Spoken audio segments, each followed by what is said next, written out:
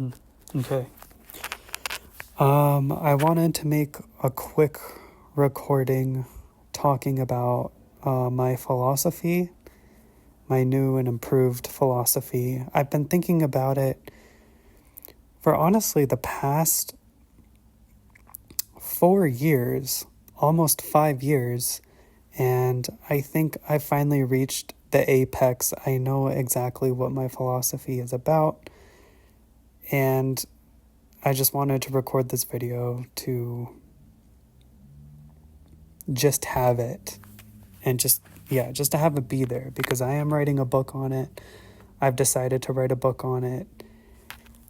It's just taking forever to really flesh out in detail my actual philosophy. So this video is just a general overview of my philosophy and what I think about it. So the first thing is I've been really obsessed with monsters. I think monsters are the apex and the intersection between all of the humanities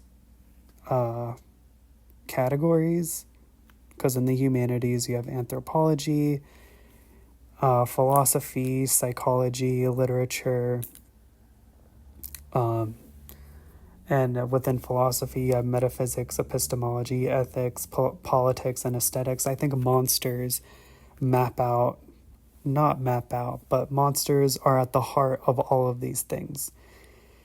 And it's really interesting because when I first got into philosophy, my favorite philosopher was Ayn Rand. And Ayn Rand is mostly known for her obsession with reason. She upholds reason as the highest of all virtues. And I pretty much agreed with her. Like, why would you not be rational? Rationality pretty much solves everything. It's humanity's means of knowledge. But in just the past week, it became very clear to me that rationality has failures. Rationality doesn't always work. Categories and carvings of the world break or are distorted. And when that happens, rationality fails us.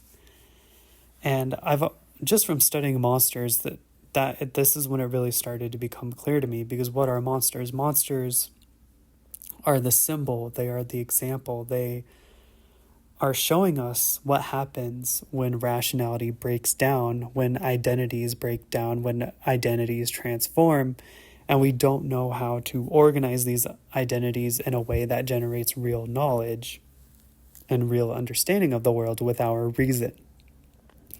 So reason is essentially limited. Reason can only do so much. And so I've abandoned Ayn Rand, especially when I started looking into the philosophy of Immanuel Kant. And Immanuel Kant, to me, I think he really is one of the greatest of all philosophers. He really does. I think he got it. I think he really, and the reason why he got it is for a lot of reasons. Philosophy seems to say so. All of the academics seem to say so. Besides Aristotle and Plato, Kant is the most influential, and there's a good reason for that, and I think it's because of his philosophy where he criticizes reason. He establishes the limits of reason, and he closes off or seals off metaphysics or ontology. The greatest sin, the biggest problem in philosophy is that people abuse reason. First of all, there are irrational people who don't use reason at all. Those people are crazy. Then there are people who are rational, but they are either naive in their rationality, which are objectivists and Ayn Rand. They belong to an Aristotelian past where people suffer from naive realism, where they just took things at face value. And then there are people who are post-Kantian, where they try to assume that reason can know the world despite its limits. And this is where you get all of the neo-Kantians. like Hegel and Schopenhauer and Nietzsche, who go off, and Kierkegaard, they go off in all of these kind of insane directions. And I think it's because they all fail to respect Kant's limits. So, and this is one of the great insights that Ayn Rand does make when it comes to postmodernism and the post-world and the neo-Kantians, in the sense that after Immanuel Kant, philosophy really started to fall apart because people embraced irrationality. Now, she thinks they embraced irrationality wholeheartedly. They became mystics, but I would say in a more sophisticated and nuanced way, it's not that they embraced irrationality and mysticism. It's because they placed reason too high, and in many ways, just on a side note, studying monsters has made me kind of like a quasi-Christian or something, or a kind of almost like acting and living like a Christian, almost acting and living as though I believe in God, even though I really don't. Because I think the greatest sin really is pride. And what does pride mean? It means assuming that you know more than you actually know. It's not recognizing the limits of reason. It's not recognizing the mysterious. It's not respecting what is mysterious, right? It's not respecting God. You're assuming too much. And so with Hegel, he saw reason as like, reason is the end all be all, and we'll get to a utopia. And then Marx took that and applied it to economics. And so we got real world destructive consequences to that. And it also explains why Hegel is so hard to understand and why he's kind of crazy, because he's trying to use reason in a way that it's not meant to be used. And then we have the more individualistic side of things, where we have Nietzsche, who turned his back on the mysterious completely and merely looked at the surface. And then we have Kierkegaard, who turned his back on the surface and jumped into the mysterious. And again, with all these main German idealists, philosophers, you kind of just see a kind of insanity. You see pride becoming psychotic, or pride is reason becoming psychotic. And so monsters, to me, this is where my philosophy steps in, is that a monster arises when you reach the limits of reason. When reason starts to break down, when reason starts to bleed, when reason is paralyzed, that's when you see a monster. And so the monster is something to be respected. The monster is a sign, it's a warning. You could say it is a message from God. I think monsters are messengers from God. But that's all they can be. They can't stand in for God. They can only be messengers of God. And this is why I'm going to title my book Ontological Bite Marks. Not Ontological Bite, but Ontological Bite Marks. Because in a sense, monsters are of the mysterious. They are that limit. They are the line between the known and the unknown. And when you come across the unknown leaves these marks, it leaves these traces, similar to Derrida and ontology and his deference, or whatever you want to call it, or Foucault and power, or Nick Land and capital, where you see the unknown intruding upon the known world, but we don't know how the unknown, we don't actually know what the unknown is, but we can see the effects of the unknown on us. We can start to see the unknown taking shape in some way, but we will never know that shape. And this is why my philosophy is called Ontological Bite Marks, subtitle Monster Epistemology. It's showing how monsters are the apex and are the way forward. And so, yeah, that's pretty much it. I need to go more into detail in my book on that, but monsters show the limits of reason, with the sublime, with the breaking of categories. I have all kinds of examples where capital is monstrous. Time is monstrous because our own selves are monstrous. Everything is monstrous in the sense that we don't really know the world as it is. We don't know what the universe is like with space. Space, if you look at space and the ending of space, you don't know where space ends. But when you come across a monster, it shows you like the limits of space, where we're pushing up against it, like with Lovecraftian horror. Or with time, you see hauntology and the specter with ghosts. Derrida's ghosts are kind of like the monsters of time. It's where the mind reaches its limit when it comes to thinking about time and our understanding of time, because we understand that there is a past and a future and the present, but the future is something we never really know. But we engage with the future when we push up against the limits of the future. And time, we experience it as a ghost. We project a face onto the future, and it's anxiety inducing. And we experience traces of the past in the sense that our identity is formed by what we don't fully know. We form our identity based on a ghost of the past, how we were in the past, by some kind of abstraction of the past. The past doesn't exist anymore. The past doesn't, it never really existed. The only thing that does exist is now. And even when you look at now, when you look at yourself, your very identity, your very sense of self is a monster. You don't fully know yourself. You will never know yourself. And your own self is mysterious because identity is constantly transforming because of time. And then, of course, one of the big monsters in ethics is the scapegoat. So, the scapegoat is also important in psychology.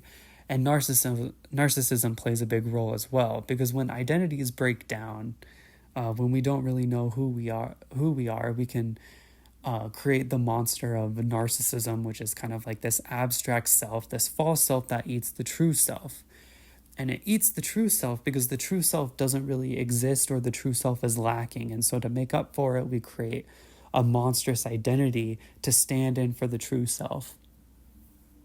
And I feel like, on a side note, my philosophy will be particularly important as we move into the future, because it deals very much with this idea with the limits of reason and the breakdown of identities. The more we engage on the internet, the more we engage with ghosts and spooks, Instagram and Facebook, the more our identities will fragment. With AI technology, the way it pieces information together and forms new concepts, and we have to come up with concepts of our own to understand the concepts of artificial intelligence, right? You can see how identity is fragmenting. You can see how our understanding of the world is breaking apart. And so my philosophy is very much about dealing with this, paying attention to this, paying attention to these monsters, because they are going to show up, and they are going to show up violently and brutally, and being able to withstand them in some way. And this is why in my ethics, I have 7 main virtues. They are humility, courage, curiosity, communication, foresight, and balance. I think that's 6 or 7. Also compassion. And I'll get more in depth in my book for these, but these virtues are essential for dealing with monsters and being able to stand up to monsters, right? Just being able to notice monsters requires humility. If you don't have humility, you become a monster without even realizing it. And other monsters are merely monsters of your own monstrosity.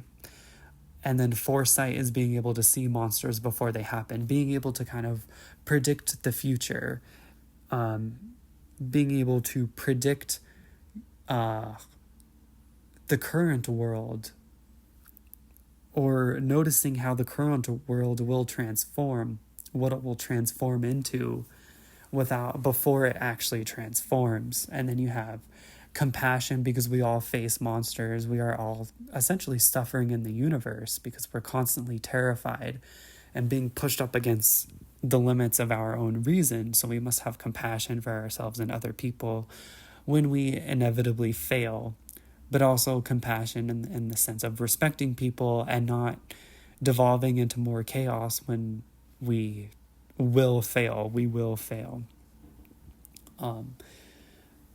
And then also communication, being able to establish connections when identities fragment, being able to still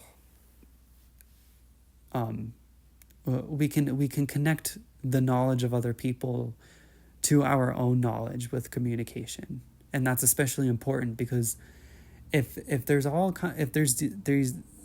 these different pockets of knowledge out there, communication will help us bridge those pockets of knowledge instead of those knowledges merely becoming these kinds of oppressions without even realizing it, if that makes any sense. And then courage, facing the monster, that's a pretty obvious virtue. It's just being able to face the monsters. And then balance is the last one, in the sense that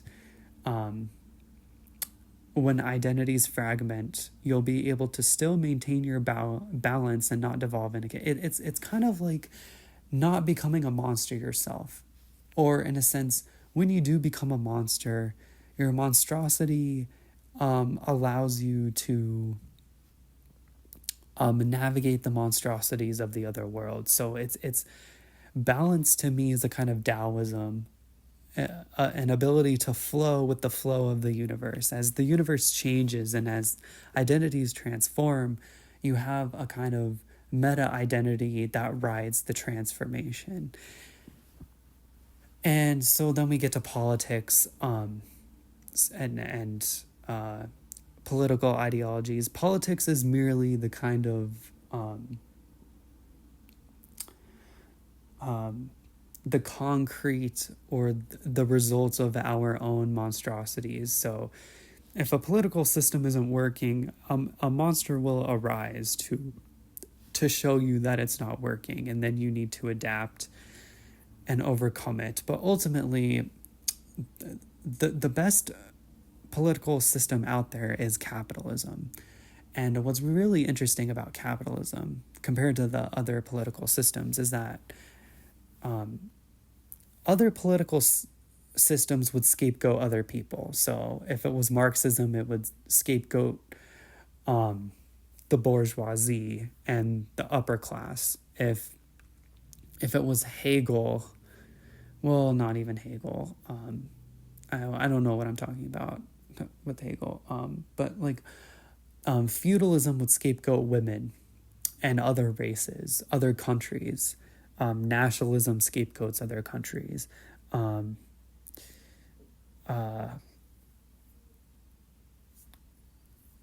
Fascism scapegoats other countries. Socialism scapegoats other classes of economics. But capitalism is very interesting in the sense that it doesn't really scapegoat anybody. And in a sense, it kind of scapegoats human beings in themselves, or not even scapegoats human beings, but it places the responsibility of human beings on themselves. Like, human beings are responsible for themselves, and you can't really scapegoat anymore. And so what ends up happening is that people scapegoat capital. They scapegoat capitalism. And for the first time ever, people aren't scapegoating other human beings. They are scapegoating a non-human thing, which is capital. And this is how it connects to Nick Land and his book Fang Denumina, in the sense that capital is this monstrosity that's going to take over human beings, devour human beings, control human beings in ways that they don't understand. And so that's the big thing right now, especially with artificial intelligence, is that we're starting to scapegoat machines, we're starting to scapegoat capital and not other human beings, because that's the real danger, that's the real monstrosity now. Other human beings aren't really, although people are still scapegoating human beings, but they're doing it in different ways. They create narcissism, and in many ways they kind of do a kind of reverse scapegoating where they project an idealized version of themselves onto their true self. So instead of a horrible self, which is the scapegoat, instead of projecting this goat, animal, disgusting identity onto a human being, they project an angelic thing onto themselves. And you see people doing this with other people, right? With races and stuff. So there will still be racism and all of that jazz, but it's taking on a more narcissistic flavor in a way of just to maintain identity, not even to maintain the system, but it's about maintaining identity. Because in the past, identities weren't really in flux. It was the structure that was in flux. It was the structure that was breaking down. But the structure itself isn't breaking down. Human identity is breaking down because of capital. So capital has become the new monstrosity that humans must face. And so I am still a defender of capitalism. I'm still, in a sense, kind of Randian, but I've integrated postmodernism and Kantianism in the sense that capitalism is still correct. The only difference is that capitalism is the limits of our reason. And so we must understand capital. We should try to communicate with capital, try to build bridges with capital. This is why I'm an accountant in a lot of ways, because I want to understand how money works, how money flows. And then in a similar vein, artificial intelligence is very similar to capital. You could say code is a new monstrosity. Numbers are monstrosities. Abstractions themselves are a monstrosity. You've noticed how the modern world has become so abstracted. It's been so pulled away from the real world. And well, if you're just dealing with abstractions, and abstractions themselves are monstrosities because their identities can change so quickly and mean so many things to so many different people. And it's very difficult to tie them to the real world unless you're already a complex thinker. But so you can see how the modern world we live in is so demanding and abstracted, which means we're creating a kind of so in a sense how Kant created the limits of reason by creating boundaries between the known and the unknown. We've created a world where that we've created a false reality with the internet, with capital, in the sense that we are directly it's like we get to look into the unknown because the unknown has replaced the world. The mysterious has become our reality. And in that sense, monstrosity is our reality. And when that happens, in almost a Christian sense, we've created a kind of hell. We are living in hell because we're constantly terrified by the monsters around us. So, yeah. And then, of course, in aesthetics, we have the imaginary monster. And aesthetics are essentially monsters on training wheels. They're training wheel monsters. They show us, they prepare us for the real monsters. So when we look at Godzilla, or when we look at Frankenstein, or Dracula, or vampires, all of these different monsters and aesthetics are essentially monsters that point us to real monsters. They help us see monsters in the real world. They prepare us for monsters in the real world. And in many ways, aesthetics are a kind of virtue of foresight reified. When you write a story, when you create a narrative or a novel, if you're a novelist, you're essentially using your foresight to predict the future, to prepare for upcoming monsters. So, and in a sense, each of my virtues can kind of be put onto a different branch of philosophy. So, the virtue of humility is my metaphysics. The virtue of of foresight is my aesthetics. The virtue of courage is my ethics. The virtue of compassion is my psychology and philosophy, where you're trying to understand why people do what they do. You're empathizing with them. You're feeling their pain. That's what counseling is. That's what psychology is. And then I mean, I guess my ethics don't perfectly branch onto the other branches of philosophy, but like you can kind of see how like the virtue of humility is my metaphysics and epistemology, and then the virtue of foresight is my aesthetics, and then the virtue of courage is like my politics, where we face capital and AI head on instead of running away from it, right? We maintain capitalism instead of devolving into feudalism or socialism all over again, like we have many times before. And it really explains, like, well, why do we keep having socialism? It's because people are afraid of capital. Socialism is a lot more humane. Socialism is predictable. Feudalism is predictable. Capitalism isn't. It's very much of the future. Like, it's like a ghost of the future, as in Derrida's philosophy. Capitalism is itself is very postmodern. The more we believe in capitalism, the more we believe in postmodernism, the more things aren't really what they are. The less human beings are in control, the more monsters are in control, the more the unknown is in control. And so we should face that. We should have the courage for that. And then like curiosity is the virtue of, it's my epistemology, you know. And then what was my last virtue? Balance. I'm not sure what that would branch onto. I think it would probably be ethics, being balanced, having a good understanding of each of the branches.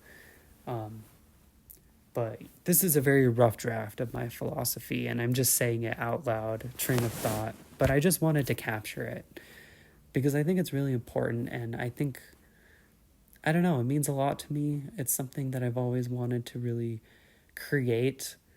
And I feel like the last thing I will say is that I think it's very interesting. Ayn Rand demonized Kant because she realized that Kant was exactly the monster that she needed to face because it put limits on reason. And Ayn Rand did not want to hear anything about the limits of reason. But so I think it's really interesting how monsters to me are kind of like the answer to objectivism. You know, this idea that we need rationality, we need reason. But then what happens when rationality doesn't work? As Kant would say, well, I think the integration of these is monster epistemology. Monsters, in a way, repair reason and rationality while still having the sense that reason is limited. Like, we can still use reason and rationality, but we know how to apply our reason in a way that is helpful and not destructive anymore. right? It's objectivism that isn't naive anymore. It's why I moved into Satanism. Satanism is kind of juvenile, and I admit, and the symbology is very mythical, and it pulls me back into theology and that kind of nonsense. Even though I think there's a lot of power behind it and a lot of truth behind it, and it doesn't make me sound like a great philosopher, but I do think that Satanism is like objectivism without the naivety. It's rationality that isn't naive anymore. It's not this blind rationality. It's a self-aware rationality. It's not this blind creativity. It's this very self-conscious creativity. It's this creativity that recognizes that when it creates, it could give rise to monstrosities like Frankenstein. I mean, there's a very good reason why Frankenstein and Mary Shelley played such an important role in my thinking as a past objectivist. It's because it was the answer to my objectivism. It was the dark half that I needed to integrate. It's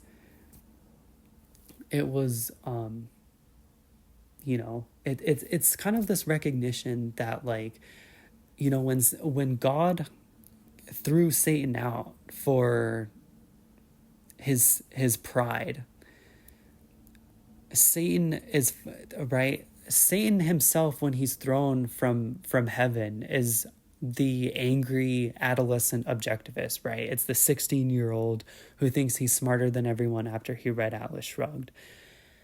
But the self-aware objectivism is Satanism, where he really realizes, oh my God, I really am Satan, in the sense that I really have fallen from heaven, and I must put limits back on my reason, and I must swallow my pride. And once I do that, I can start working my way towards back up to heaven. And I never know if I will get back up to heaven. I probably won't get back into heaven, but at least I know that I'm not in heaven, and I can start making progress towards it. I have hope. It's not a naive hope. It's not a ridiculous hope. It's not this senseless hope. It's this hope that's grounded. It's grounded, in a sense. It's a hope that realizes that you need hope for the simple reason that everything is hopeless. Things are hopeless because you've been thrown out of heaven. But if you're not in heaven, then you need to hope that one day you'll get there. Otherwise, things are going to be horrible forever. And then the last thing I do want to say, I want to talk about terror and territories, because my philosophy does feel very Hegelian, in the sense that, right, when you have a structure or a system, monsters will arise because they show you the limits of that system. And so once you integrate that monster, it can either become a new system or a more holistic system. But what's different is that, unlike Hegel, who believes that we will reach a utopia at some point, I don't think we'll ever get there. Monsters will always be there. Like, it's built into my philosophy. Monsters are always, in order for my philosophy to exist and to matter, there must be this assumption that monsters exist. So I assume that there will always be monsters. I assume that there will always be an unknown, like Immanuel Kant. Metaphysics will always be sealed off from us. And so, because of that, all of reality is just territories that are marked and not marked. And it's terrorizing in the sense that new structures do not form better structures. They just move into a new territory. And some territories will take over even newer and bigger territories, or they'll split off into their own territories, or they will go in cycles, or perhaps a territory will be able to swallow all of the other territories and get very, very close to a utopia, only to fragment and fall apart again. But I guess my philosophy is more about kind of being able to ride the chaos and the territorialization, the terraforming of new structures. It's being able to, you're an explorer. You're not so much someone who is teleported into a terrifying universe, but, right, the universe is not awful, it's awesome. The universe is not terrible, it's terrific.